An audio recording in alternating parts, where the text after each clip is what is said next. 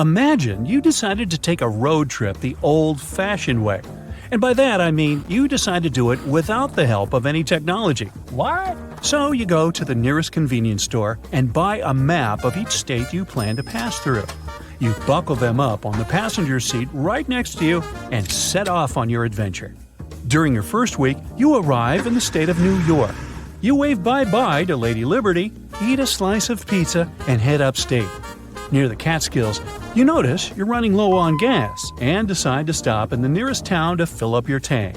You check your map, and it appears that the nearest place is a small village called Agloe, right at the next intersection.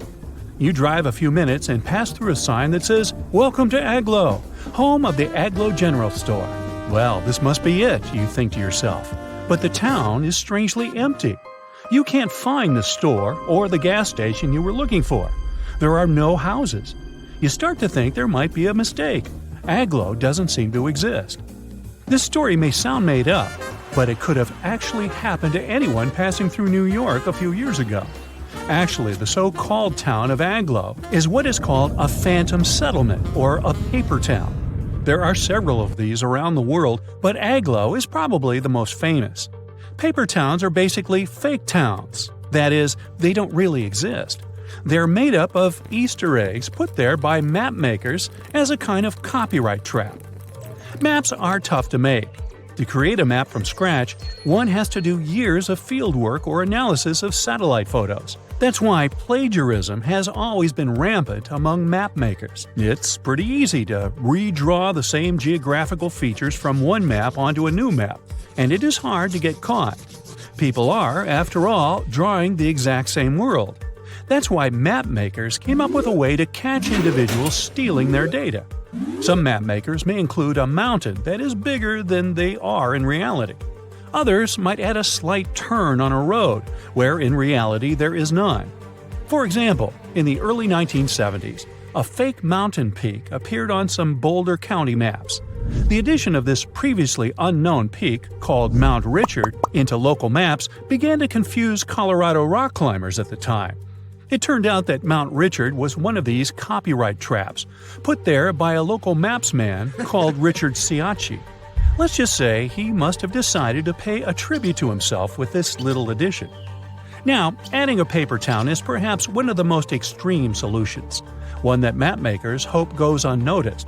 But that's not what usually happens, which leads us back to the Agloe story. Mapmakers Ernest Alpertz and Otto Lindbergh from the CDG, General Drafting Corporation, were part of the largest map publishers of the 1930s. Back then, the company was commissioned to create a map of the state of New York. That's when the two men had an idea. In order to prevent copyright infringement, they would create a phantom settlement combining parts of their names together. They came up with the strange name Agloe and added the fake town along Route 206 near the water reservoir of Catskills in upstate New York. The area was supposed to be, in reality, a dirt road. Years later, Rand McNally, another map designing company, produced a map of New York that included a town called Agloe in the same location where CDG had originally placed it. Lindbergh was convinced that he had a copyright case against his competitor, but the story just kept getting more complicated.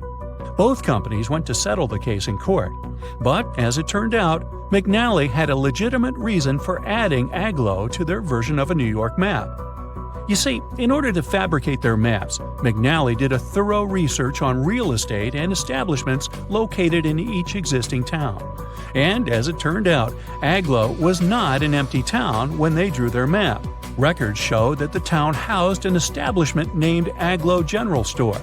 Sure, it was the only building in town, but that was enough for the mapmakers to believe that such a town really existed. They added Agloe to the map like they would add any other town with physical establishments. It seemed they weren't infringing any copyright if this once phantom settlement had somehow come to life. The plot twist is that CDG's Alpers and Lindbergh could never have foreseen that someone would decide to occupy a made-up town. But it happened. One day, someone bought a map from a regional gas station that had Agloe marked on it.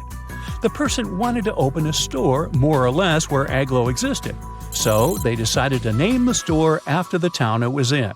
They trusted the accuracy of the map they bought and named their business Agloe General Store. After all, why would there be a non-existent town on an official map? The general store didn't last many years, only enough to turn this story into a mess. On the bright side, this whole debacle turned Agloe into a super famous fictitious settlement. It became a tourist spot, with people driving from all over the U.S. to get a picture of the town's welcome sign. Now, as we said before, paper towns are plenty around the world and over time, too. A 2005 BBC documentary revealed that the City of London alone had over 100 tiny fake streets or paper streets around the city. For instance, the so-called Moat Lane is supposedly a curving road in Finchley, North London. But if you ever decide to go visit, you'll find nothing but trees and gardens. And what about Argleton, a town in the north of England? Or, more accurately, an empty field in northeastern England. Argleton existed for a while on Google Maps. There were hotel listings and apartments for rent in town. Well, the only thing is that they weren't really in Argleton, but rather in nearby settlements. It's believed that Google Maps imported these fake streets into its database, as they used renowned copyrighted atlases as their sources. But as the truth about these paper streets surfaced, the company later deleted them. If we turn back the clock a few hundred years, we'll find another mystery story involving a possible phantom settlement. But this isn't a tiny town at an intersection, but rather an entire island. Bermejo Island was speculated to be a tiny inhabited island. It appeared on many maps of the 16th and 17th centuries and was a hot spot for Spanish explorers. Its location sometimes varied slightly from map to map, and occasionally its name appeared as Vermija, but its existence seems certain enough. It wasn't until the 18th century that the island stopped being depicted in maps altogether. This island's last appearance dates back to a 1921 edition of a Mexican atlas, and then, poof, it dropped out of the horizon altogether. The case of Mexico's disappeared island has raised many questions. Did it sink? Was it destroyed? Are people simply looking for it in the wrong place? 3 official investigations took place in 2009 to locate the island. They used high-end technologies, scouring Mexico's oceans and seabeds. Yet, Bermeja remained nowhere to be found. One can't help but wonder if the island ever existed at all. Similar to modern-day mapmakers, 16th and 17th century mapmakers had their way to trick map users. Instead of copyright traps, these fake towns or even fake islands served as a way to fool and confuse enemies and unwanted voyagers. Since a long time has gone by, it's hard to know whether Bermeja was just another phantom settlement. It stopped being depicted on maps, but this mysterious case still leaves people baffled and confused. Scientists discovered something Atlantis-like near Australia. There used to be an entire continent that's now underwater. Here's what happened to it. Around 70,000 years ago, during the last ice age, there was a huge landmass called Sahul. It was located in the southwestern Pacific Ocean. This ancient supercontinent connected what we now know as Australia, New Guinea, Tasmania, and the Aru Islands into one giant piece of land. Imagine lush tropical rainforests surrounded by beautiful mountains. Sahul's tallest mountains were in the New Guinea highlands, with peaks reaching over 13,000 feet. This beautiful place was home to a variety of unique animals, most of which were pouched creatures. But back then, they weren't just koalas and kangaroos. Sahul was filled with different types of grazers, burrowers, scavengers, and predators. It was home to a huge diprotodon, a powerful hunter Thiosolio, and a horrifying Megalania, a creature that's much larger than any living lizard today. It was a unique place because the rest of the world was filled with placental animals at the time, like wolves, elephants, and humans. In Sahul, the only normal mammals were bats and rodents. But not all its parts were the same. The Timor, Arafura, and Carpentaria regions were covered by hot savanna and dry forests. It looked kinda like modern Australia. Hot air deserts with scrubland, steppe, and temperate forests along the eastern coast. Back then, people were migrating all across the world. They made an incredible journey from Southeast Asia to Sahul and first arrived here from 60 to 45,000 years ago. They mostly traveled by foot and crossed the sea using bamboo rafts and simple boats. They came there from an ancient landmass called Sunda, which includes parts of Southeast Asia. They traveled across a series of islands known as Wallachia and eventually spread across Sahul. And it wasn't a small journey. Sahul was huge, around 4.1 million square miles. That's bigger than the USA or Canada. It stretched from the equator to around the southern part of New Zealand. So they arrived in what is now Australia and became Australia's first people. Scientists think that Sahul had a population of 500,000. We've discovered cave paintings that date back around 40,000 years. It's a hunting scene depicting an anoa, or miniature buffalo, facing figures of humans and animals. Researchers are trying to figure out how these early settlers moved across Sahul and where we might find archaeological evidence of their journey. To do this, they created a landscape evolution model. The simulation showed how Sahul changed between 75,000 and 35,000 years ago. It showed potential migration routes and archaeological sites. Humans likely traveled along coastlines and rivers. But how did Sahul get submerged off the coast of Australia, similar to the mythical Atlantis? During the last ice age, much of the Earth's water was locked up in large ice sheets and glaciers. The sea levels were much lower than they are today. After that, the global temperatures increased. The ice sheets melted and the sea levels rose, flooding the land bridges that once connected different parts of Sahul together. About 8,000 years ago, New Guinea separated from mainland Australia, and then, about 6,000 years ago, Tasmania did the same. We still can explore the underwater parts of Sahul thanks to new technology. Divers explore and collect samples directly from the ocean floor. Underwater drones can go to places that are too deep or dangerous for humans to explore. And with sonar mapping, scientists use sound waves to create maps of the ocean floor. It's like using an echo to see what's underwater. The sound waves bounce off the seabed and come back, helping us create a picture of what it looks like. Deep underwater, archaeologists have found stone tools and other artifacts. They also discovered fossils of animals like Diprotodon and Thylacoleo. By studying the underwater terrain of Sahul, they learned about the ancient rivers, lakes, and coastlines that existed during the Ice Age. But Sahul isn't the only underwater continent. Sahul isn't the only hidden gem of Southeast Asia. Take Sundaland, a place made up of Sumatra, Java, Borneo, and some other islands. This place was crazy huge during the Ice Age, but now almost fully underwater. Almost, but not entirely. The parts above the ocean are teeming with life. If you like birds, check this place out. It has almost a fifth of the world's bird species. You can spot colorful birds like the Java hawk eagle and the Bali starling among the lush forests. It's also a home to a fourth of Earth's fish species. Sundaland's waters are a haven for marine life, even the most exotic animals like the Asian arowanas. It's also a treasure trove of flowers. That's where you can find Rafflesia and Titan arum, the world's largest flowers. This makes it very similar to Zealandia. Zealandia is a long, narrow piece of land about half the size of Australia. It broke from Antarctica about 100 million years ago. Just like Sundaland, it isn't fully underwater. 7% of it stayed above sea level. This sticking out little piece is what we now call New Zealand, along with Stewart Island and some smaller islands. These pieces of Zealandia are lush and warm. They're packed with volcanoes, mountain ranges, beautiful natural geysers, and hot springs. Local people, Maori, use these hot springs for cooking. People place corn, eggs, and vegetables in baskets and lower them directly in the hot springs.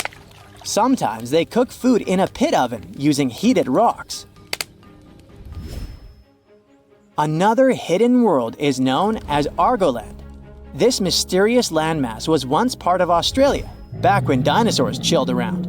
It drove scientists crazy for decades. They knew it existed because it left a huge stretch on the ancient seafloor, the Argo Abyssal Plain. About 155 million years ago, it broke off from Australia, saying bye-bye. The continent drifted somewhere north, and when it reached Southeast Asia, it just vanished. Scientists had no idea where it went, but recently they finally found its remains.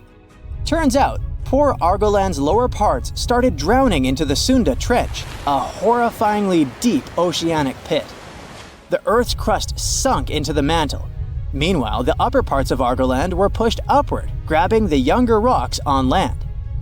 Because of this, Argoland broke apart into a bunch of smaller pieces. These pieces formed parts of Borneo, Java, Sulawesi, and other regions. The remains are buried under Indonesia and Myanmar.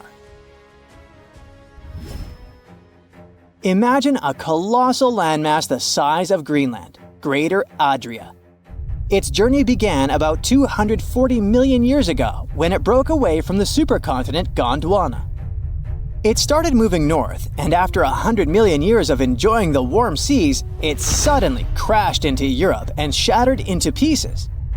Most of these pieces went deep into the Earth's mantle, but some were scraped off and became part of mountain ranges like the Alps. Today, the remnants of Greater Adria are scattered across more than 30 countries, from Spain to Iran. That's why they're hard to look for. Seychelles was also once part of Gondwana.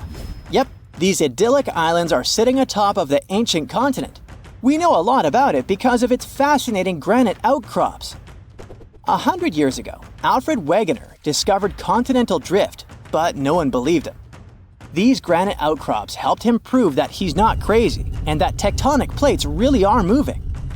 The Seychelles broke off from India and Madagascar and eventually became a sad loner in the Indian Ocean. This probably happened because of some insanely active volcanoes in the Deccan Traps. But now, the islands are home to unique species both on land and in the coral reefs nearby. Mauritius broke off from India after the dinosaur wiping. Along its journey, it stretched into a long ribbon-like shape and also broke into pieces. Now it's all scattered beneath the Indian Ocean. Scientists stumbled upon this lost land by studying tiny ancient crystals called zircons. These zircons are like time capsules. They date back an astonishing 660 million to 2 billion years. That's even older than Mauritius itself. These ancient crystals hinted that there's another Atlantis somewhere nearby. Turns out there are hidden continents all around the world, and maybe we'll discover more of them in the future. One interesting thing that happens in map design is the so-called Baltimore phenomenon, or Baltimore effect.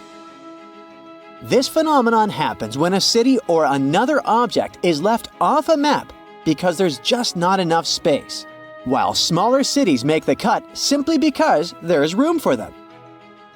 The name comes from Baltimore, Maryland, which often gets left out of maps because it's surrounded by bigger cities like Washington, D.C. But on the flip side, sometimes smaller and less well-known cities like Alice Springs in Australia end up on the same map simply because there's enough space for them. Like at this scale, Alice Springs, which give or take 25,000 inhabitants, is labeled.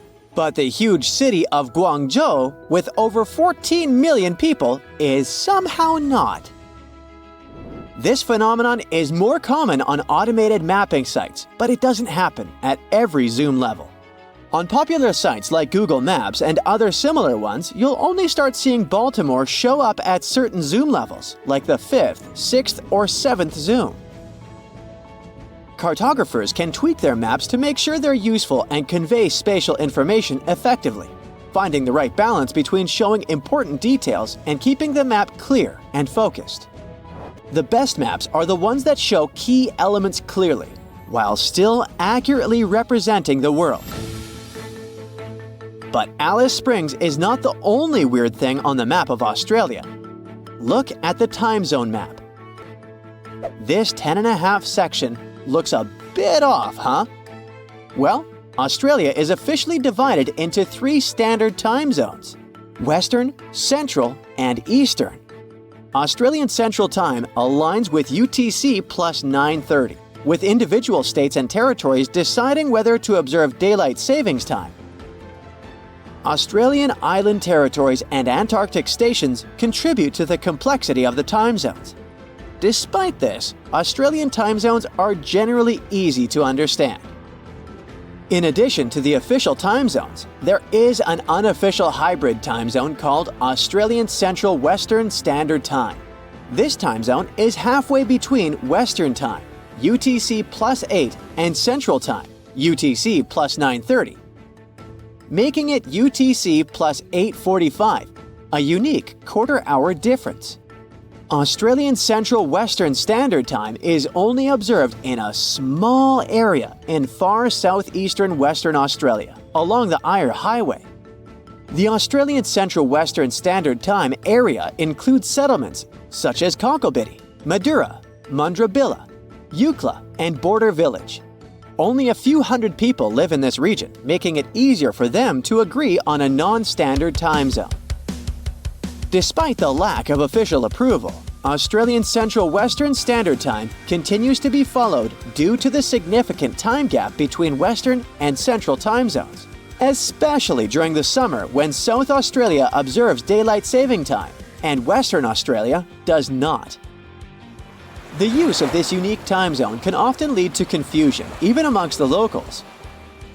Eucla Police, for example, operate on Perth's time zone, causing occasional tardiness to events such as community gatherings.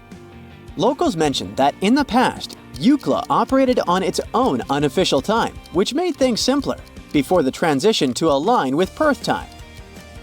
They also face confusion as their location in South Australia does not observe daylight savings. The history of the Australian Central Western Standard Time dates back to the establishment of a telegraph station in Eucla in 1877. Although the exact origins of this time zone are unclear, it is speculated that it was adopted to avoid confusion at the telegraph station located on the border between Western Australia and South Australia. UTC plus 9:45 was historically utilized in Australia as a time zone known as Central Western Daylight Time. Certain roadhouses along the Eyre Highway in South Australia and Western Australia adopted UTC plus 9:45 during the summer months when South Australia observed daylight savings time. While not officially recognized by the authorities, the boundaries of this time zone are clearly outlined and often depicted on local road maps. 5 locations in Australia, including Border Village, Kagoona, Eucla, Madura, and Mundrabilla, previously observed UTC plus 9:45. Currently, these areas operate on UTC plus 8:45 due to Western Australia's lack of daylight savings time. Australia is not the only example of weird time zones. China has a population of approximately 1.5 billion people, and it's the 3rd largest country in the world. Despite its vast size, China operates on a single time zone known as Beijing Time or China Standard Time. This unique time zone covers almost 5 geographical time zones within the country. At times, in some cities in China, the sun rises as late as 10 a.m. People often have lunch after 2 p.m. or even after 4 p.m. if they're not in a hurry. Since 1991, daylight savings time has not been observed in China. However, the region of Xinjiang, located in the western part of the country, follows Xinjiang time, which is 2 hours behind China Standard Time, and is considered an unofficial time zone. Nepal also has its unique time zone, as it operates on Nepal time all year round, without the use of daylight savings time. It's a bit unique compared to other countries because it has a UTC offset of plus 5:45, meaning that Nepali clocks are 5 hours and 45 minutes ahead of Coordinated Universal Time. This is only a 15-minute difference from neighboring India, where the standard time used to be the same until Nepal decided to set its own time zone in 1956. Now, let's examine the map of Europe. Great Britain, Portugal, and Spain are all located at roughly the same latitude. However, despite this, it's 1 hour earlier in Portugal and the UK compared to Spain. Why is this the case? In the 1940s, Spain was instructed to switch to German time, a directive that was accepted by Spanish authorities. Over time, despite changes in leadership, Spain remained in the same time zone, resulting in it being 1 hour behind its neighboring countries at the same latitude. But like many other countries, Spain sticks to daylight savings time. Greenland would rank as the world's 12th largest country if it were independent, but it's currently part of Denmark. The country has 3 different time zones. Most of it is 3 hours behind Greenwich Mean Time, except for only one town on the eastern coast, which is 2 hours ahead. Thule Air Base in the northwest operates on GMT-4, while the tiny population of Danmarkshavn sticks to GMT. Daylight savings time was implemented to give us more daylight during the evenings after work, which could help save energy by lowering the need for lights and heat. It was first suggested by Benjamin Franklin in 1784 to align waking hours with daylight and conserve energy, and was implemented in Port Arthur, Ontario in 1906. Since then, many countries have adopted the practice, though some regions near the equator or at high latitudes opt out due to minimal variations in daylight hours. In the United States, daylight savings time is observed almost everywhere, except in Hawaii and Arizona. Arizona's scorching hot weather makes daylight saving time kind of pointless. People there would rather get stuff done in the cool morning hours than sweat it out in the evenings. However, the Navajo Nation, which is autonomous Native American territory, sticks to the same daylight savings time schedule as the rest of the country. Even though it spans 3 states, Arizona, New Mexico, and Utah, they keep the time consistent across their lands. As for Hawaii, due to its tropical location, the amount of sunlight doesn't change much throughout the year. If Hawaii changed its time zone to UTC-9 during daylight savings time, the sun would rise at around 7 a.m. in June. This is because most of the islands are situated towards the west of the Hawaii-Aleutian time zone, and theoretically should be in the next time zone to the west. In the past, Hawaiian Standard Time was based on a different longitude than it is now. So it turns out that so-called rich countries are facing a big problem. People are not having kids. Not enough, at least. On average, women need to have 2 children to keep things balanced, but they're only having 1, or none at all. This issue comes down to the fertility rate, or simply the average number of kids a woman is expected to have in her lifetime. When that number's too low, it means more people are passing away in these countries than being born, and that can destroy the economy. Think of a rich country – the US, Germany, Japan. Great! Pick any wealthy nation you like, and I can promise you one thing – its fertility rate is below 2.1, and that's a problem. Here's why. Meet Mary and John, and over here we've got Jack and Lucy. That's 4 people total. Now, both couples get married. Mary and John have 2 kids, but Jack and Lucy only have 1. Now, what does that mean? Simple math. We're down by 1 person. And if this keeps happening, generation after generation, the population starts to shrink. The situation gets pretty scary when we zoom in on certain countries. Take Spain, Italy, or Poland. These countries have some of the lowest fertility rates in the European Union, with women there having, on average, just 1 kid. And that's a big problem, because it drags down entire economies. Picture a triangle. Young people and workers at the bottom, and the elderly at the top. In many rich countries, that bottom part is shrinking fast, with fewer babies being born each year. So it's like this triangle is flipping upside down. Fewer young folks and workers, but more and more older people. With fewer workers and more retirees, the economy struggles to stay balanced. It's like the domino effect. Fewer people working means fewer people paying taxes. Meanwhile, the older population at the top keeps growing, and now we have a way bigger group depending on pensions and stuff like Social Security. So we're left asking, who's going to pay for all these retirements? Now, some countries are in hotter water than others, and South Korea is really feeling the heat. They've got more and more people getting older, while fewer and fewer babies are being born. In fact, they've got the lowest fertility rate in the world. In 2023, it hit rock bottom, 0.72 births per woman. Now, personally, I don't know how you can have 3/4 of a kid, but hey, that's statistics for you. Meanwhile, if things keep going like this, Korea's population could shrink by half by 2100. Over the last 20 years, their authorities have invested in the equivalent of $286 billion in this issue, and they've rolled out a bunch of incentives to turn things around. First up, pocket money. If a married couple in Korea decides to have their first kid, the government hands over about $10,000 split into monthly payments to help out. While that might sound impressive, it's only about 3 times the average monthly wage. And in Seoul, one of the most expensive cities in the world, that doesn't go very far. Next, a home. Paying rent in Seoul is insane, but the government doesn't want people to leave the capital because of it. So they're stepping in. Recently, they've promised to give families around $300 a month to help with housing, until the kid turns 2. Then again, $300 seems great, but it only covers about 11% of the rent for a 3-bedroom apartment in the city center.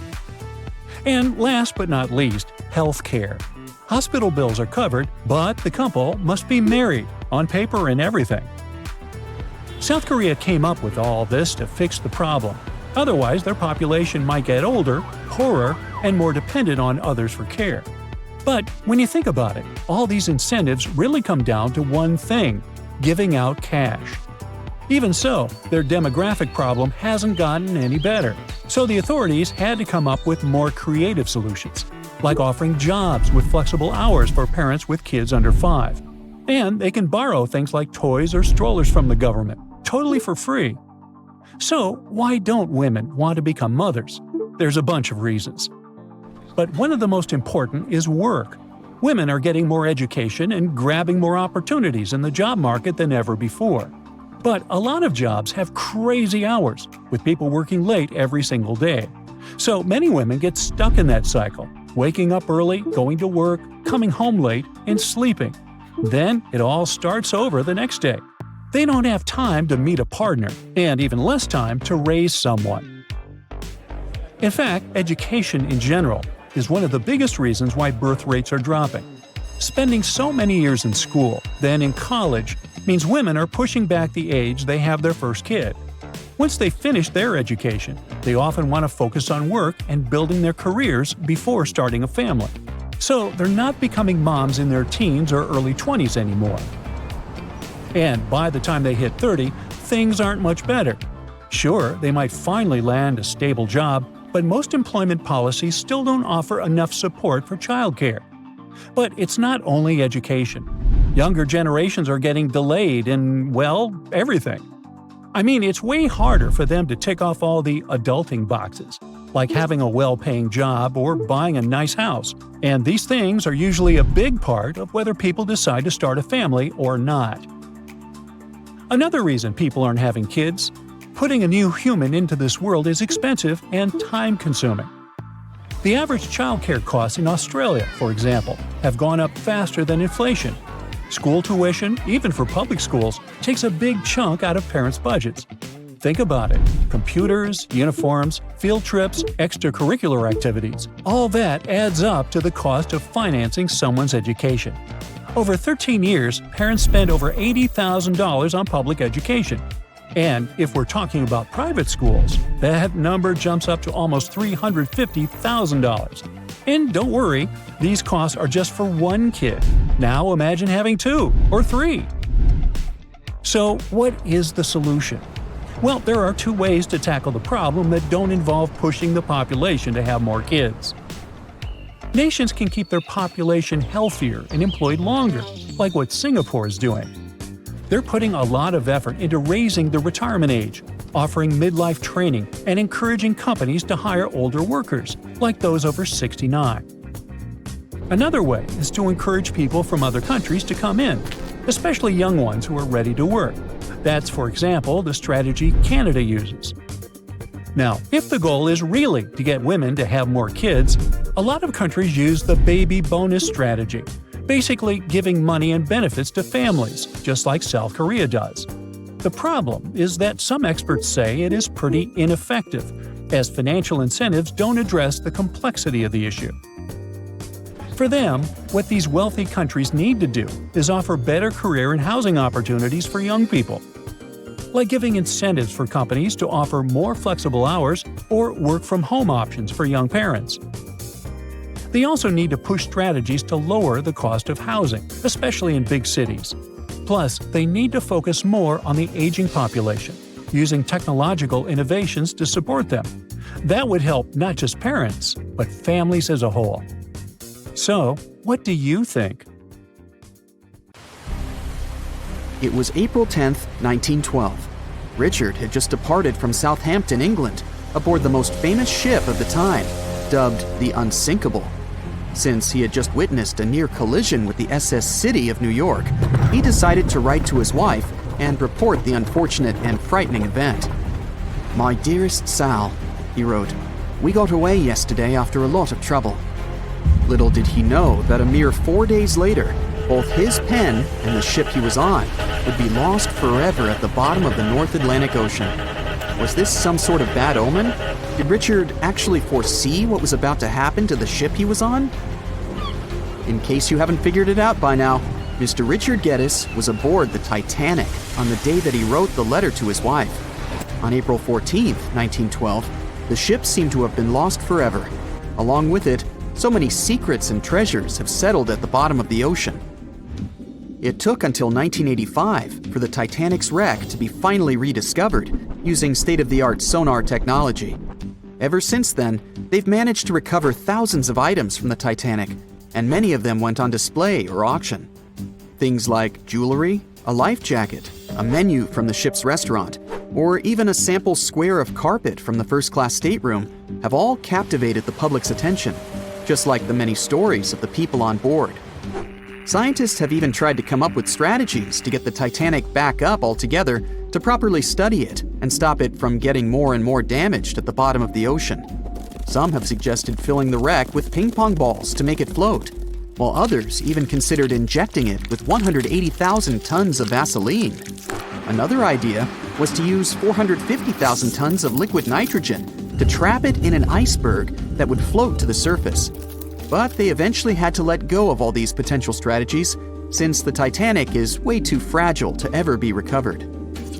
The Titanic may be one of the most interesting ships lying at the bottom of the ocean, at least in popular culture, but deep-sea divers have a lot of other stories to share. Planes also sometimes find their way to the bottom of the ocean. Deep-sea divers in Oahu, Hawaii came across the wreckage of an F-4U Corsair plane. It seems to have crashed into the ocean in 1946, as it didn't have sufficient fuel. If you can dive deep enough, you might even stumble upon statues and lost artifacts, like those found in the world's only underwater archaeological park off the coast of Naples, Italy. It features the ruins of the ancient Roman city of Baia. The underwater statues found here are breathtaking, to say the least. In an ironic twist of events, some of the equipment we intended to use to get us to the moon was lost at the bottom of the sea for a very long time. But how did that happen? Beginning from the late 1960s and ending in the early 70s, many Apollo rockets were launched to orbit the Earth and the Moon. When reaching altitudes of about 38 miles, the first portion of the spacecraft, including the engines, needed to separate. People thought these components got destroyed or lost forever. But were they really? In 2012, a team of specialists discovered a bunch of rocket engines 14,000 feet off the coast of Florida. They have since gone through a 2-year renovation plan and are now on display at Seattle's Museum of Flight. Can you imagine stumbling upon a whole city underwater? Back in 2001, a lost city was discovered in the Gulf of Cambay, off the coast of India. Some archaeologists believe it to be the oldest city in history. By comparison, it's almost the size of Manhattan and features massive walls and even plazas. They stumbled upon pieces of sculpture, artwork, and even what looked like ancient wooden furniture, believed to date back up to 9,500 years ago and 5,000 years older than any city previously discovered. Okay, how about an underwater river? I can't even imagine what that would look like, but some deep divers claim to have seen it south of Tulum, Mexico. Is that even possible? Well, not really, since the Cenote Angelita Cave is not a true river, but a very special type of optical illusion. It's formed by a halocline, meaning a cloud of hydrogen sulfide at the bottom of this underwater cave. Turns out you can actually swim right through this cloud, which makes you feel like you're swimming through a flowing body of water. Not all things discovered underwater are inanimate objects. Some of them are actually quite scary sea creatures. A jellyfish might not be on your list of things to look out for if you can avoid the stings. But this giant one, also known as a lion's mane jellyfish, is the largest known species of its kind. In all fairness, you'll only uncover it if you happen to dive into the waters of the Arctic, Northern Atlantic, and Northern Pacific Oceans. You surely won't miss it, since it stretches across 120 feet from the top to the bottom of its tentacles. When it comes to deep-sea diving, a lot of people are looking to discover some lost treasure. One diver was lucky enough to have hit the literal jackpot when he came upon nearly $1 million worth of treasure on the bottom of the seabed. That was back in 2015, when this lucky diver was swimming just off the coast of Florida. What did he find, you might ask? Well, about 51 gold coins, 40 feet of gold chain, and a rare single coin that was tailored for the King of Spain, Philip V. Speaking of people looking for lost treasures, divers also sometimes found pirate ships. They discovered one of these pirate shipwrecks in 2015 off the coast of Colombia. It dates back to the 18th century. The value of this forgotten ship was estimated to be between $4 billion and $17 billion, as it contained treasures, precious stones, gold, and countless other really valuable items. By comparison, a whole island in the Bahamas is up for grabs at $75 million. A computer is the last thing you'd ever expect to discover underwater, right?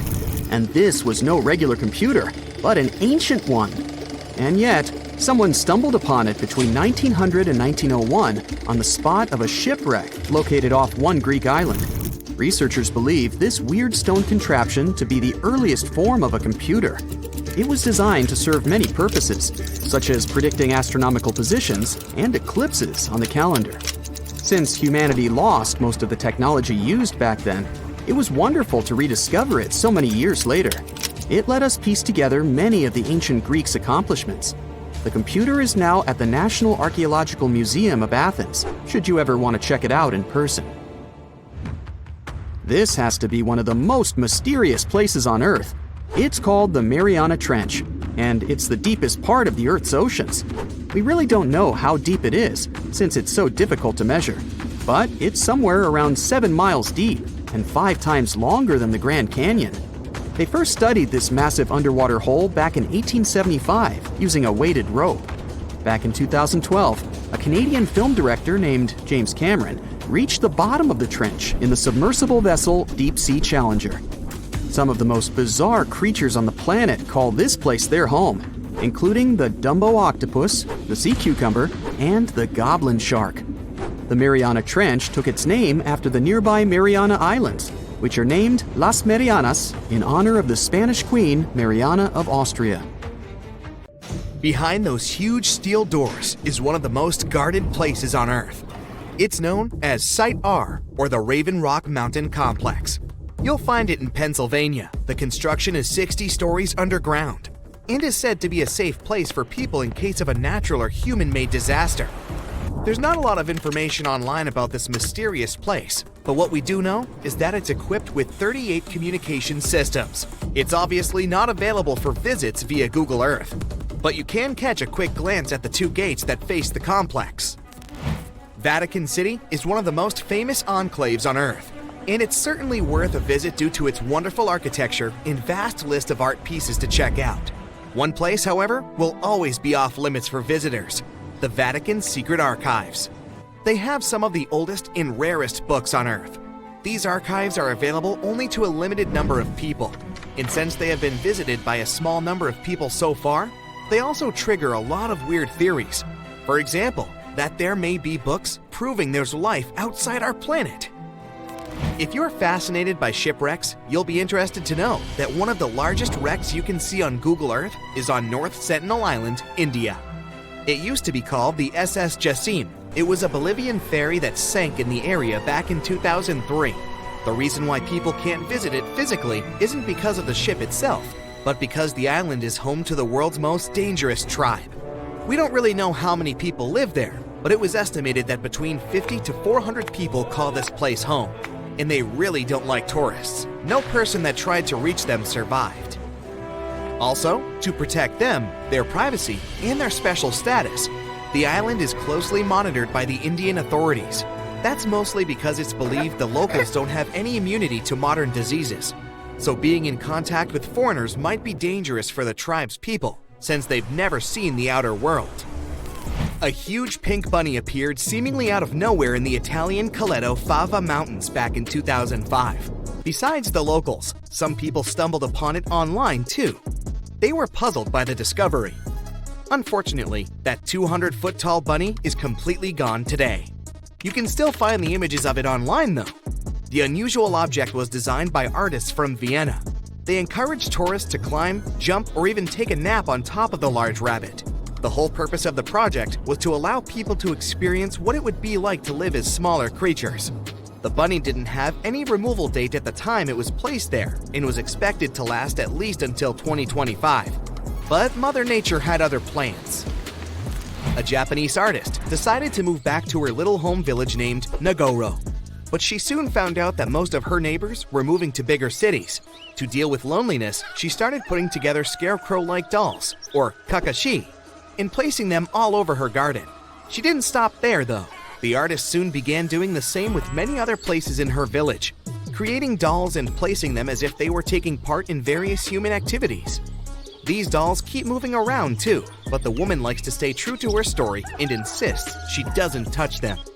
You can see the images of this quirky village on Google Maps. This weird portal was discovered via online maps in New Baltimore, New York.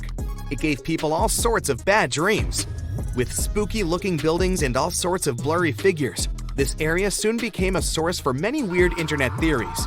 Turns out it was nothing more than a technical issue, which resulted in those images being rendered in a distorted manner. Either way, if you look for these images on Google, you won't be able to unsee them. This cute miniature world map was created by an artist from Denmark. He continuously worked on this tedious project from 1944 until 1967, using mostly his hands and just a few tools for moving heavy rocks around. He gathered stones at the edge of the water, then recreated the map of the world on the surface of this lake. During the winter, he was able to use a sled to transport larger pieces of rock over the ice and then place them in the perfect position. Apart from the continents themselves, the map also features rivers and lakes, as well as some other famous landmarks. Care to have a look at a sea without any coasts? Search for the Sargasso Sea. You'll find it in the northern Atlantic Ocean. This weird sea is surrounded by 4 ocean currents and no dry land at all. It got its name from the seaweed that grows there, sargassum. Fingerprints on the lens of a satellite camera? You may be tricked into thinking this if you search for the Finger Maze. It's located in the city of Brighton, UK, and is a large fingerprint created in Hove Park. It also has a maze at the center. It can be really hard and time-consuming to look for wild animals on Google Earth, but the Geo browser does have a nice feature that can help if you're eager to see hippos and flamingos in their natural habitat. Try Googling animals from above and start scrolling through these images. This unique feature can take you from Kenya to Namibia and even all the way to Antarctica, where you can see emperor penguins. There are some places on Google Maps that, for specific reasons, aren't available for the online public, like the Royal Palace in Amsterdam. If you head over there via Google Earth, you'll see that everything around the Dutch Royal Palace is still visible, like the vegetation and roads. but the construction itself is blurred from all angles. That's probably because local authorities want to keep the unique views of the palace for the eyes of physical visitors only. The same goes for the Tantaco National Park in Chile. This one is a privately owned nature reserve that can only be seen on Google Maps from a distance. Once you reach a certain point, the zoom feature stops working. Some people say that since it's a nature preserve, it may be home to some endangered species, and extreme measures are taken for their protection. You know how a certain brand of fried chicken has a certain kernel on their logo? Yeah, you won't see any of these logos in high resolution on Google Maps. That's because the online map uses specific algorithms to detect people's faces and blur them out. As you can see, it's not always really that accurate. It's called Snake Island, and the Brazilian authorities prohibit people from visiting it. For good reason. You'll find the island near the city of Sao Paulo in Brazil. It's said to be home to over 4,000 snakes. Some of the most venomous types of reptiles on Earth call this place home. If that's not creepy enough, how about that some of them are so dangerous that a small drop of their venom can permanently damage the human skin? You can see the shape of the island on Google Earth, but the more you zoom in, the blurrier it becomes. Here's another cool thing you can do on Google Earth: time travel. Well, at least sort of. You won't be able to travel back in time and tell yourself to study more for that tricky exam, but you can see certain historical images of places you like. You can check if this feature works by looking at the upper left corner of the screen. If you can see a small icon with a clock, it may allow you to scroll some years back. But you can also see how sunlight affects Earth if you turn on the sunlight feature. Shenzhen, China. At first sight, it doesn't look like a perfect place to build one of the fanciest and tallest buildings in the world. But a company from China decided to take a chance. They had visions of building Golden Finance 117, a unique, mighty skyscraper with plenty of things super rich people could enjoy.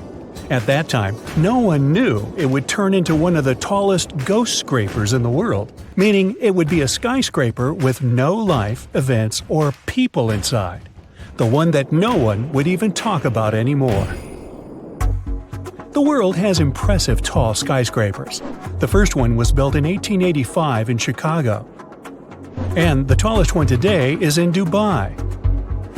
Then there's one in Shanghai, another one in Mecca, and Shenzhen. Golden Finance 117 was supposed to be the fifth tallest skyscraper ever built. The construction was started 13 years ago, and at first, it all looked very promising. In 2015, the building reached its full height, 1,955 feet. But then, something mysterious happened. People deserted the skyscraper shortly after it was almost done, and the whole project has remained unfinished to this day. The company got the idea in 2008. During that period, plenty of cities across China were trying to build something impressive to get their place on the world stage. Golden Finance 117 was supposed to be a commercial and residential tower for very rich people. Italian and French-style interior design, a polo club, extensive gardens. The skyscraper was supposed to have a 3-story diamond-shaped atrium at the top, with a swimming pool, sky bar, and a restaurant. And don't forget about the highest observation deck in the world, a paradise for those who could afford it. Imagine living at the top of such a skyscraper. Golden Finance 117 was expected to be habitable up to its highest point. This mixed-use skyscraper was supposed to rise 128 floors above the ground. There was a plan to turn 117 of them into commercial space and hotel, and 11 more floors were expected to be for operational and mechanical services. The building's ratio of height to width was 9.5 to 1. When you have such a high and thin tower, you have to be careful with such forces as strong winds. But the skyscraper was designed to resist all this. No wonder, with a perimeter frame of mega braces, huge tapering columns, and transfer trusses. On the surface, it all looked well, an excellent design and unique construction. But before the company started pre-sales, authorities needed to inspect and sign off on the final product. This is a process all new developers need to go through if they want to get and keep their spot on the property market. The country wants only established and reliable companies to keep the quality levels high. Back in the day, the company that was building the skyscraper was a new player in the Chinese market, so they had to finance their project all by themselves. They couldn't start recouping their investment until each of their buildings was finished. In other words, it was tricky ever since the beginning. But they were focused on the result. If they managed to finish the entire project with no major issues, the reward would be amazing.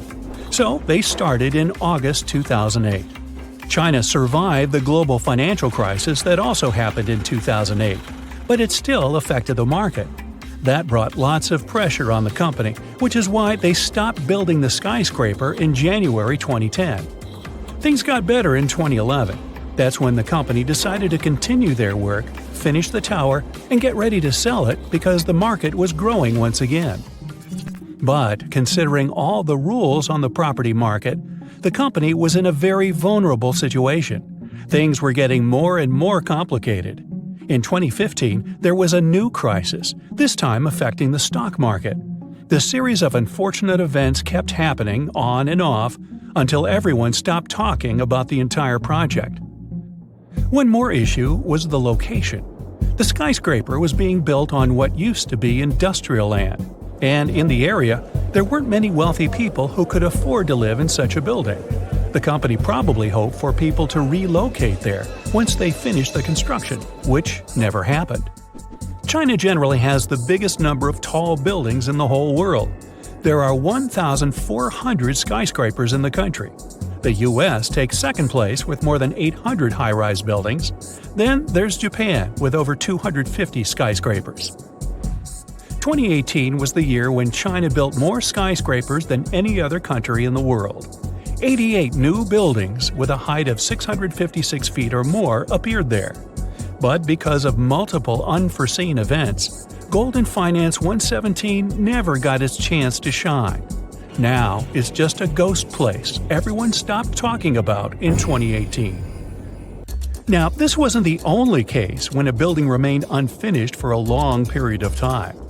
A new airport in Berlin, Germany was meant to open in June 2012. It wasn't the first project like this to miss the deadline, but it was one of the most memorable.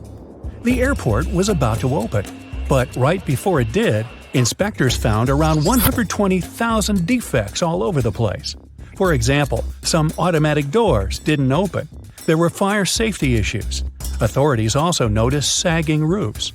About 106,000 miles of cable were wired in the wrong way, which means they couldn't turn on some lights or turn off others. Experts were trying to solve these problems for 9 years. The airport was built to handle 27 million passengers a year. In 2019, over 45 million travelers passed through the two other overburdened airports in Berlin. These airports are now set to close and merge with the new one, which has started expanding. The original budget for the whole project was more than $8.2 billion, but it's likely to increase in the next few years. The idea occurred back in 1990, and it took 6 years just to find the right spot to build the airport. The official construction didn't start for another decade. The original code for this airport also needed to be changed since it was already in use by an airport in India. But if you design an airport in the early 2000s, will it even be compatible with the travel habits and technology in 2020 and beyond? Also, there isn't enough space for all the planes that are supposed to be there. And still, since 2020, the airport has been open and growing bigger. Meanwhile, a tower in Krakow, Poland, got the nickname Skeleton. It stood proud and tall, but its unfinished carcass indeed looked like a skeleton. At 300 feet, it's one of the tallest buildings in Krakow. The project started in 1975, but stopped because of some difficulties in the country that occurred at that time. The tower remained abandoned for a long time and changed owners several times. It was often wrapped in advertising billboards. Luckily, it didn't remain unfinished. In 2016, the latest reconstruction process started. The main goal was to turn the skyscraper into a modern office building. It's completed now. The tower consists of 5 office buildings, together with the main one in the center. Architects found inspiration in styles from the 1920s and 30s. There's a terrace at the top. In the future, a museum of the history of the building might appear in the skyscraper. And here's one more ghost tower, this time in Bangkok, Thailand. From the outside, you'd say it's just another part of Bangkok's skyline. The skyscraper is around 75% completed. But once you take a closer look, you'll see there are plenty of interior structures missing. It was supposed to be a luxury building, but right now it's just another abandoned skyscraper. It's surrounded by a fence and doesn't look safe. The walls are covered with graffiti and there's no electricity. The building stands there as a reminder of what it could have become and draws the attention of urban explorers from all over the world. The construction process stopped when the crisis started, and now only occasional adventurists visit the site to enjoy the magnificent view of the city and the river. No, you can't see the Great Wall of China from space. It's a cool myth, but it's still a myth and has nothing to do with reality. NASA confirmed it, and now you know it too. Still, the wall is a magnificent place, and you're lucky today. I'm taking you there, so fasten your seatbelts. We're going to China, the biggest Asian country, the third biggest country in the world, and with over 1.3 billion people living there, is still the most populated one, even though India is getting closer and will probably take the first place soon. China is also one of the oldest nations in the world. It has 3,500 years of continuous written history, but the civilization existed long before that. Historians believe that China wasn't populated by settlers that came from somewhere else. The Chinese civilization most likely got formed from local Stone Age people who lived on the territory since the prehistoric period. So no wonder that the country is full of history and ancient landmarks, and I'll show you a couple. We are at the Great Wall. It's over 13,000 miles long, almost 5 times the distance between New York and Los Angeles, or a bit longer than the distance between North and South Poles. This is impressive, even today. Of course, it didn't take a day to build it. In fact, the wall was being built for centuries. Maybe you know that ancient cities had walls around them to protect the locals from the invaders? Yes, Chinese cities had them too. The first Chinese emperor united the country in 220 BC and got a brilliant but very ambitious idea to turn all city walls into one big wall that would defend the country's borders. So the process started. In the beginning, the wall was made of rammed earth and wood. Every next emperor would pick up the big wall project, strengthening and extending it, repairing, but also modernizing construction techniques. Some used brick to build the wall, some moved on to granite and marble blocks. Watchtowers and platforms weren't there from the beginning as well. They were added 19 centuries after the construction started. So the wall is quite inconsistent in terms of material, but it only adds more charm to the construction and shows how much effort and time it took. You can notice that some bricks have writing carved on them. They were left by the workers who were building the wall. The purpose of those writings is quality assurance. They contain such information as location, quantity, and responsible officials. So in case of problems with the quality of materials or constructions, it would be known who was responsible for that.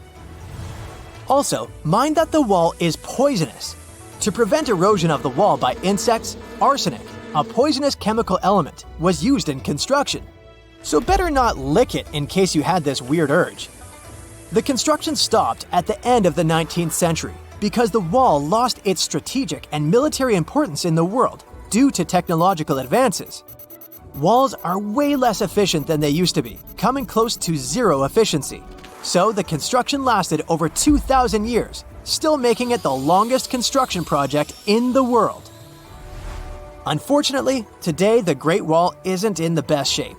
It's estimated that only 8% of the wall is in good condition, and the rest is considerably damaged. Also, around 1/3 of the wall has disappeared without a trace due to both natural erosion and human damage.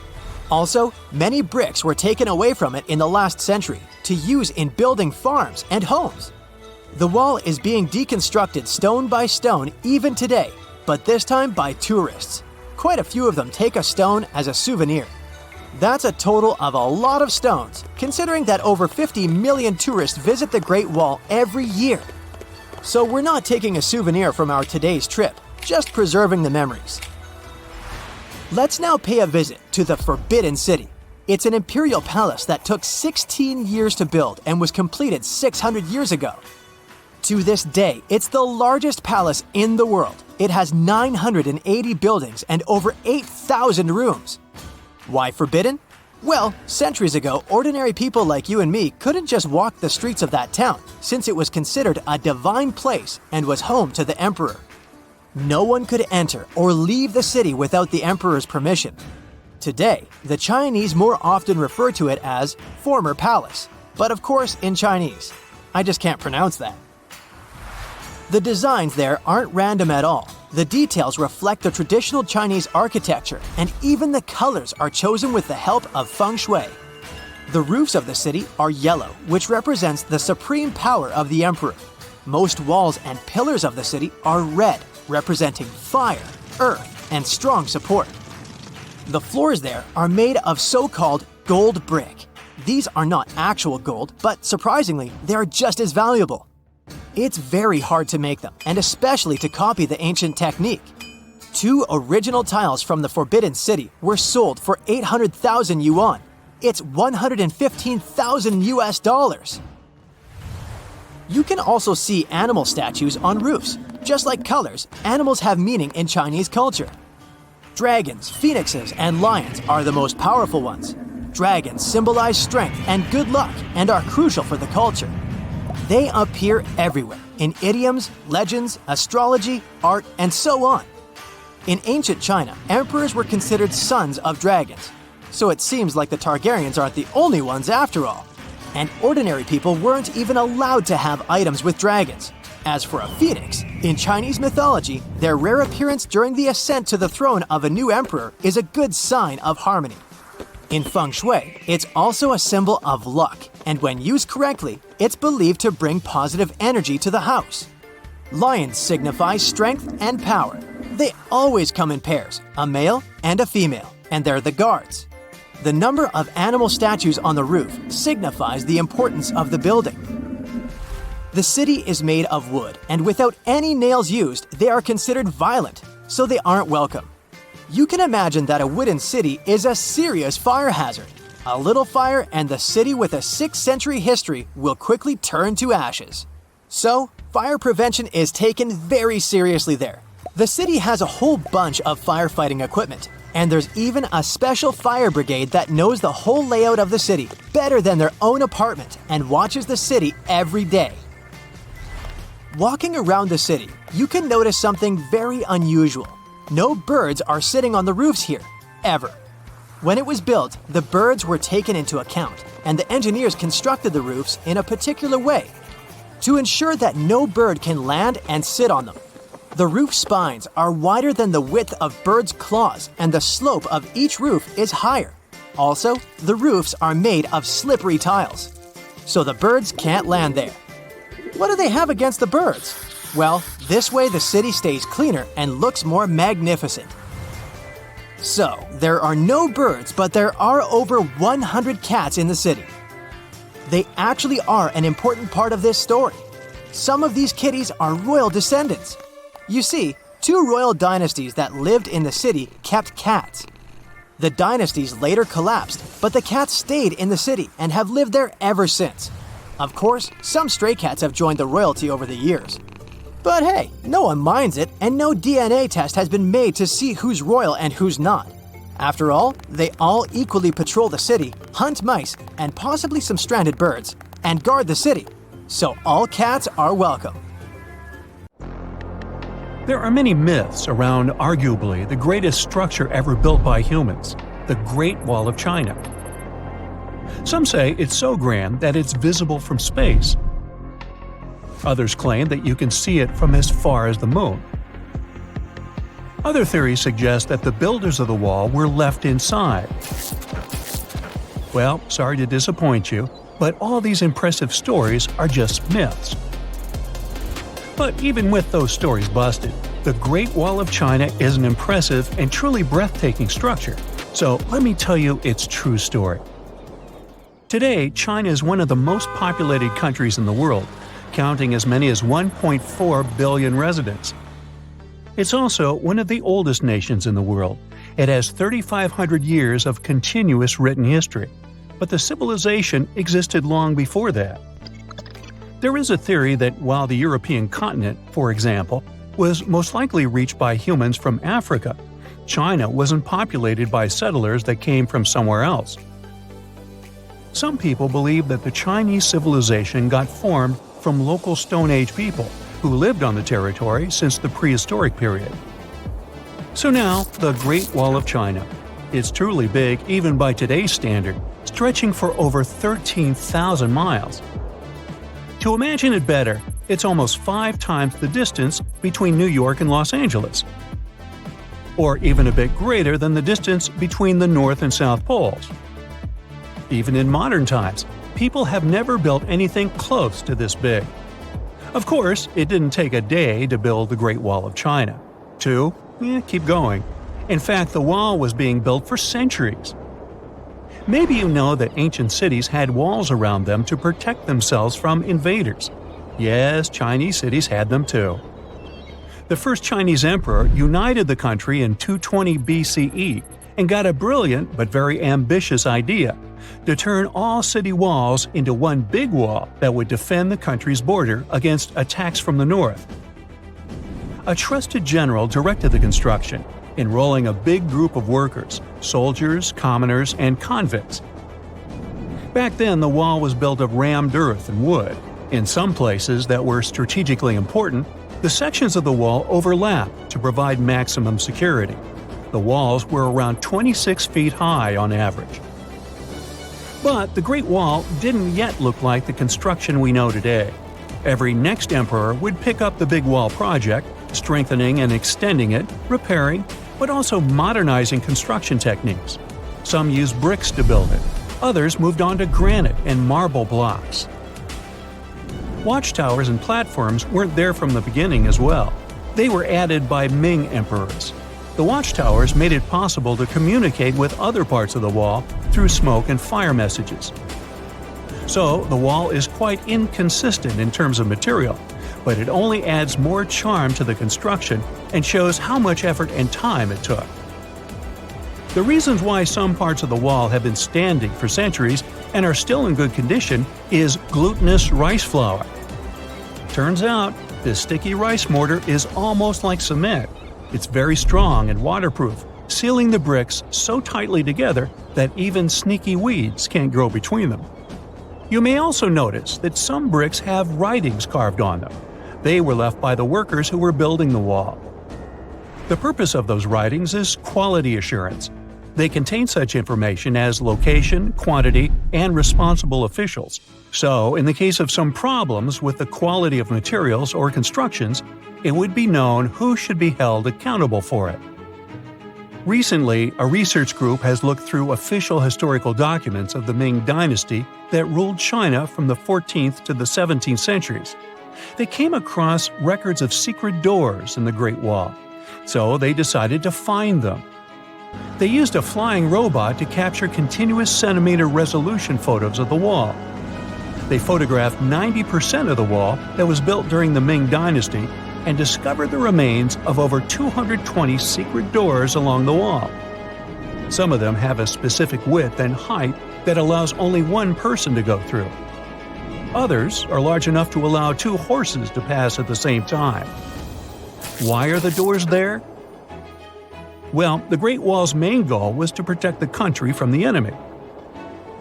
Building doors that could let the enemy in would undermine the whole point of having a wall. So, of course, the doors were secret passages. They perfectly matched the surroundings topographically, and the exit on the outside was camouflaged with bricks so that it was almost completely indistinguishable from the brick wall. The wall was never just a defensive wall, and it was never completely closed. It could be opened on demand. It was also a structure used for trade and commerce, communication between inside and outside the wall, and of course, for defense and spying. Some doors were used for trade with the other side. Through smaller doors, a person would sneak out to spy on the enemy that lived on the other side. The hidden gates were also useful for a sudden attack. As you remember, some gates were camouflaged with brick on the outside. The exit was so indistinguishable that the enemy had no idea exactly where it was located. The inside entrance for Chinese soldiers was hollow, so they could walk through the wall and break the camouflaged exit gate from the inside, starting their surprise attack. Now, even though the main point was to prevent outsiders from getting into the city, the wall wasn't too effective on that matter. It could still be climbed over or marched around. So the wall was being watched at all times, and the guards gave signals to the troops if they saw the enemy approach. Also, the wall provided more time to mobilize and bulk up the country's forces or lure the enemy troops into a difficult strategic position. The construction stopped at the end of the 19th century. The wall lost its strategic and military importance due to technological advances. Over the centuries to today, only 8% of the Great Wall is in good condition, and the rest is damaged.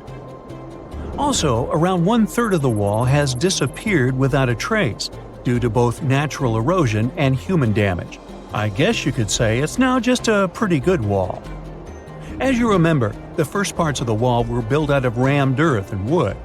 These are not the most unfailing materials if we're talking about thousands of years. Also, destructive farming methods have turned large areas into a desert and contributed to erosion. Also, many bricks were taken away from the wall in the last century to be used in building farms and houses. The wall is being deconstructed stone by stone even today, but this time by tourists. Quite a few of them take a stone as a souvenir. That's a total of a lot of stones, considering that over 10 million tourists visit the Great Wall every year. Since 1987, the wall has been a UNESCO World Heritage Site, highlighting that it has an outstanding importance to humanity. The wall is one of China's 56 World Heritage Sites, second place among countries with landmarks protected by UNESCO. Who's first, you ask? Well, the top spot, with 58 World Heritage Sites, belongs to Italy. And do you know that the wall isn't only a famous tourist attraction, but also the location of the Great Wall Marathon? It's a marathon that was established in 1999 and is one of the most challenging ones in the world. You guessed right, people run along the wall, including all the steps. There are 3 distances, so that participants can run a full marathon that is 26 miles, a half marathon that's 13 miles, or just have a fun run of 5 miles.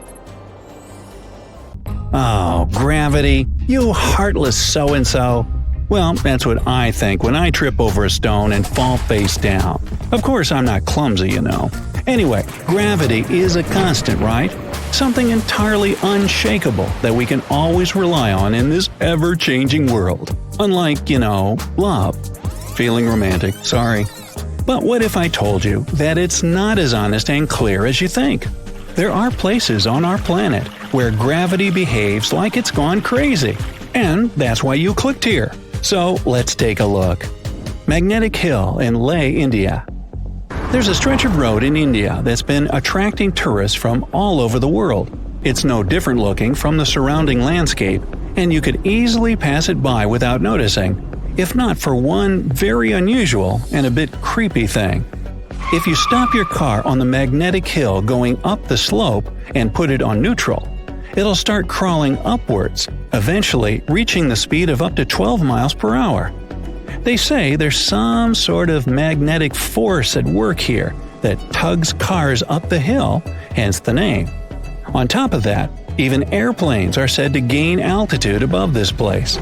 Skeptics offer another explanation, though. It's just the lay of the land that creates an illusion of going upwards, while in fact you're moving down the hill and vice versa. Whatever the truth, I'd like to see it for myself. Would you? Tell me down in the comments. The Crooked Forest, Poland. Near the village of Nowa Czarnowo, there's a forest in the depth of which you can find a strangely looking pine tree. Planted in the 1930s, there are 400 trees that sharply twist to the north almost at the roots, and then grow upwards in a semicircle. Although scientists offer different theories about the tree's weird growth, nobody can say for sure what made them look like that. Some say it's people who did it, while others believe it's a gravitational anomaly that somehow pushed the trees down. The trouble with this version, though, is that it would have had to stay there for years, and that only affected the trees. Still, no certain explanation exists anyways, so who knows? A waterfall, Faroe Islands. Ever seen an upward-moving waterfall? You can have a look at one on the Faroe Islands, halfway from Iceland to Scotland. But if you were expecting me to tell you an unbelievable story about a mysterious force pushing the water up the rock, then sorry, no such thing here. The truth, however, is quite jaw-dropping anyway. The winds in this place are so powerful that they lift the water and throw it back up. I guess it was this kind of wind that allowed Mary Poppins to travel on her umbrella. Sounds good. In fact, this waterfall is not unique. There are several more places on Earth where winds create an illusion of defied gravity. For example, there's the Kinder River in England that has a waterfall constantly struggling with the wind. It's so strong that half of the Cascades water seems to just fly up without ever touching the bottom of the drop. Hoover Dam in Nevada, USA. If you ever get up to the top of the dam, which is about 726 feet high, you can try a little trick. Take a bottle of water and pour it over the edge. You'll see the water flow up instead of spilling down. Once again, this isn't really any magic or unnatural phenomenon. The wind up here is simply too strong for the water to fall, just like with the waterfall on the Faroe Islands. Here, though, it looks even more impressive since you can do it yourself. Dokkaebi Road, South Korea. Another gravitational anomaly located on a road. Locals once found out that if you put an empty can or a bottle on the ground, it will immediately start rolling uphill. Unlike other such places in the world, though, Dokkaebi Road doesn't just create an illusion. When you walk down the slope, you don't feel as if you're going up. Everything's pretty normal. But once you put down an object that can roll, it will do that in the opposite direction than it should. Local authorities were quick to get the idea and put a signpost directing curious tourists to the mysterious road. Golden Rock, Burma. If you happen to be in Burma, these days it's also called Myanmar, make sure to visit this well-known site. A gold leaf-covered boulder sits upon the edge of a cliff, and a small pagoda is built on top of it. The impressive thing about the rock is that it only lightly touches the cliff for support. In fact, it looks like the boulder will fall any minute now, but it has been standing like that for centuries. On top of that, the pagoda built upon it is not really a recent addition, so it's quite an unusual sight to see. The rock seems to be saying, "Gravity? I don't care about that stuff." The legend has it that what keeps the boulder in place is a single strand of Buddha's hair. Well, I don't know about that, but you can check out the rock for yourself and see that it's not attached to the cliff by anything. And yet, it's not budged for 2,500 years. Something must be at work here, huh? Stone of Damasco, Argentina. If there ever was a thing that said, "I defy gravity" out loud, it's the Stone of Damasco. The huge 300-ton boulder stands precariously on the edge of a cliff and rocks a little bit from side to side in the wind. People even checked it by putting glass bottles under one of its edges. They exploded with another movement of the rock. Unfortunately, today you can't see this wonder of nature as it was a century ago. In 1912, the boulder suddenly dropped from its perch, which it had occupied for literally hundreds of years. The people in the nearby town of Tandil were so sad about this event that 95 years later, in 2007, they decided to restore the stone. Well, not exactly put it together chip by chip. They made a plastic replica of the rock and put it on the same spot and even in the same position. So even today, coming by Tandil, you can see its famous balancing boulder. More of a symbol now, of course, because it's no longer rocking and only weighs 9 tons. But instantly recognizable nonetheless. Devil's Tower in Wyoming, USA. Remember this place from the movie Close Encounters of the Third Kind? If not, you should go watch it, but not right now.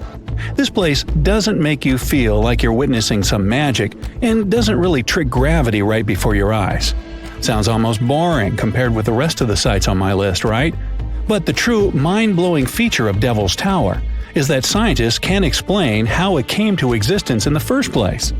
You see, it's an 867-foot rock formation with walls so steep they're basically vertical. But that isn't even the main thing. This piece of stone just rose amid rolling plains of Wyoming with nothing like it for miles and miles around.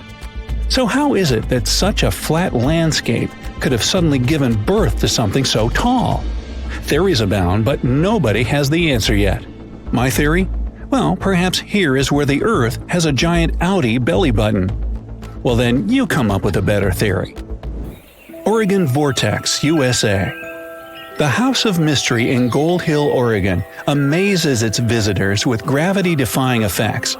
You can't stand straight there, always leaning to the side and having to hold on to something for balance. Balls roll upwards.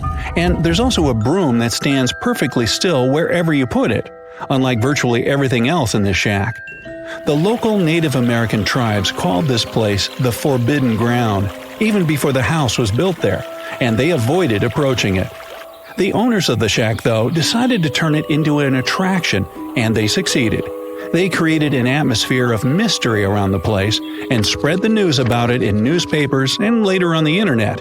And voila, a perfect anomaly is made. In fact, it's no more than a curiosity, a human-made optical illusion that tricks your eyes and other senses. Hudson Bay, Canada.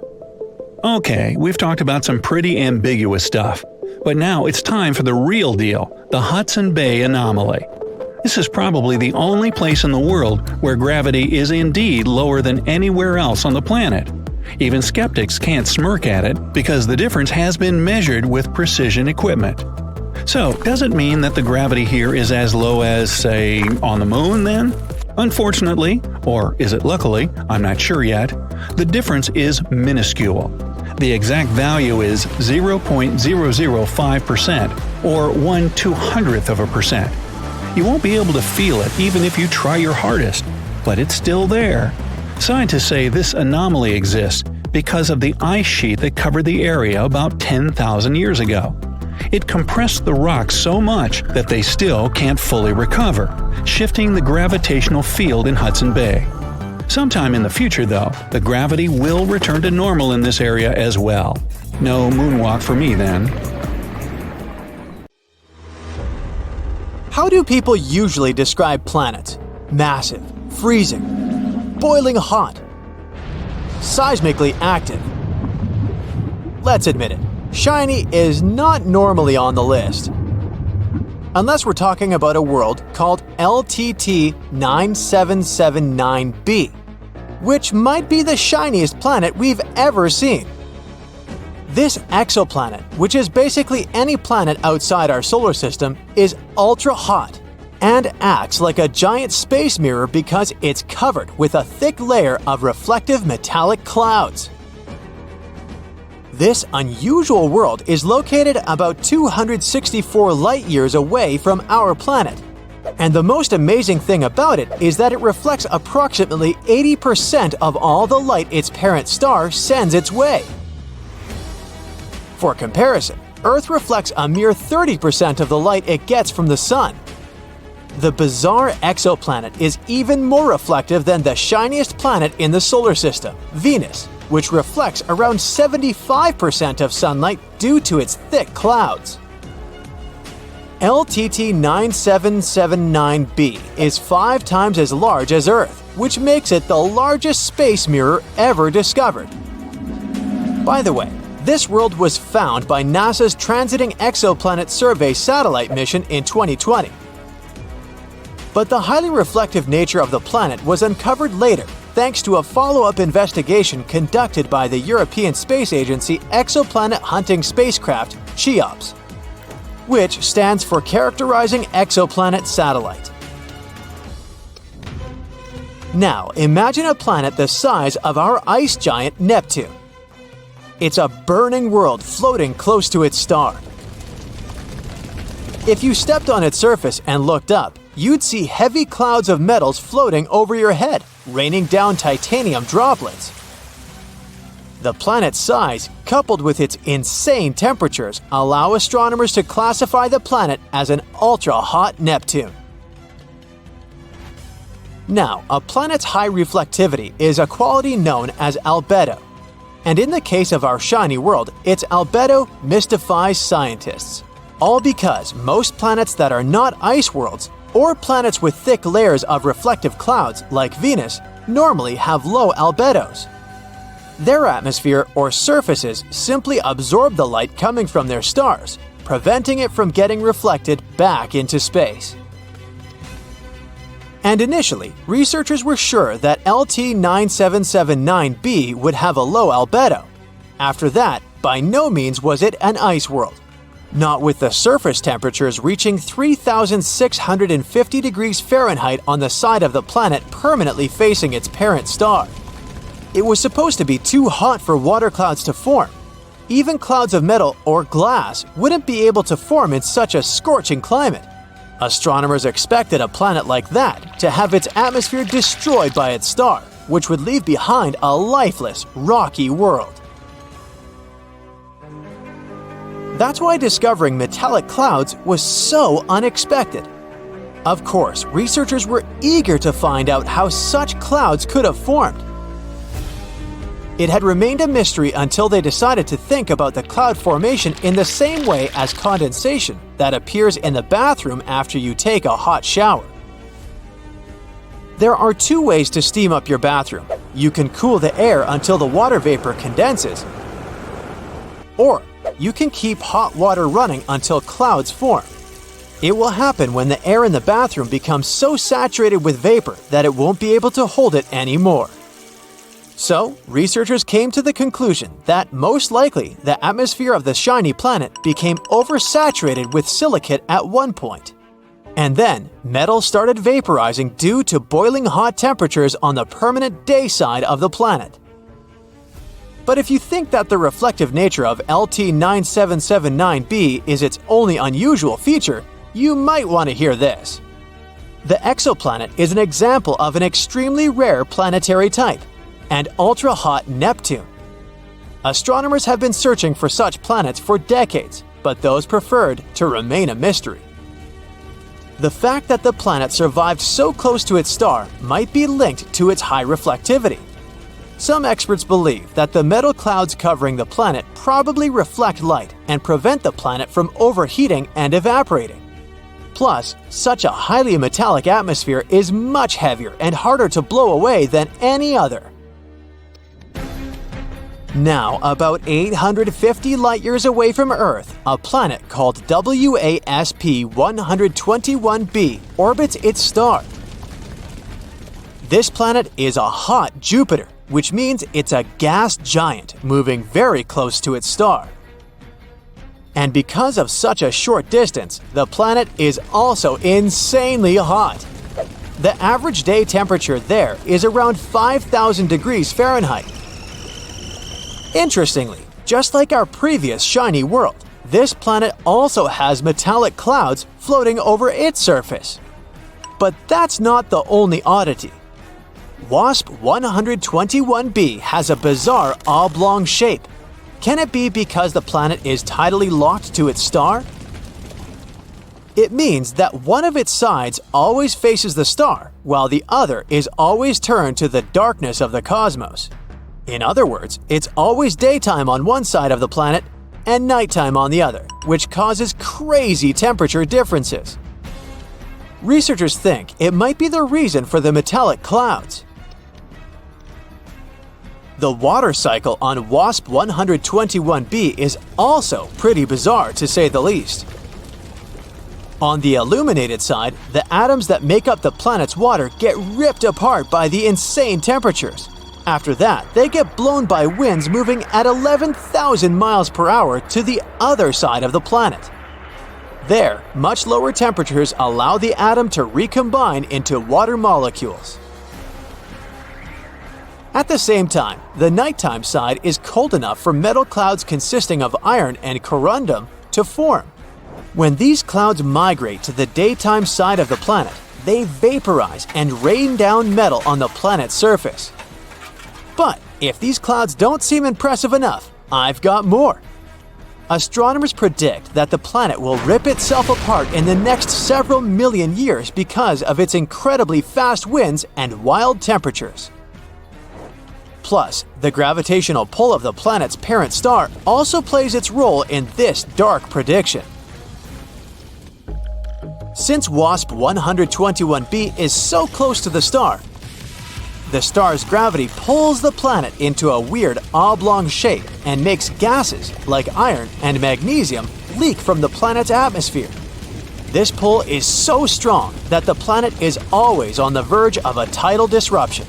If it ever happens, the planet will come apart for good, metallic clouds and all. Just 20 light-years away from the Sun, which isn't such a great distance when we talk about space, a bizarre rogue planet is roaming our home Milky Way galaxy. But even though this planet doesn't orbit any star, it still has an incredibly powerful magnetic field. It's 4 million times stronger than Earth's magnetic field. The exoplanet also produces amazing auroras. When it was discovered in 2016, astronomers were almost sure they had detected a brown dwarf, which is an object too large to be a planet and too small to be a star. But later, scientists got some proof that the space object wasn't big enough to be a brown dwarf. The planet sure is a mammoth among its peers. It's 1.2 times as wide as the largest planet of the solar system, Jupiter, and more than 12 times as heavy. Astronomers think the exceptionally strong magnetic field helps the planet produce the auroras. But the most curious thing is that they're generated in a different way than auroras on Earth. It might be because the exoplanet's moon helps the planet create these light shows. Another planet you probably shouldn't set foot on is WASP 76b. There, it rains iron on the night side of the planet, and the temperature on the daytime side rises up to 4,300 degrees Fahrenheit. That's hot enough to vaporize most metals. This exoplanet is a bit larger than Jupiter in terms of size and is located 640 light-years away from Earth. Such terrifying weather conditions in this world are caused by its unusual orbit. The distance between the planet and its parent star is 10 times shorter than the distance between Mercury and the Sun.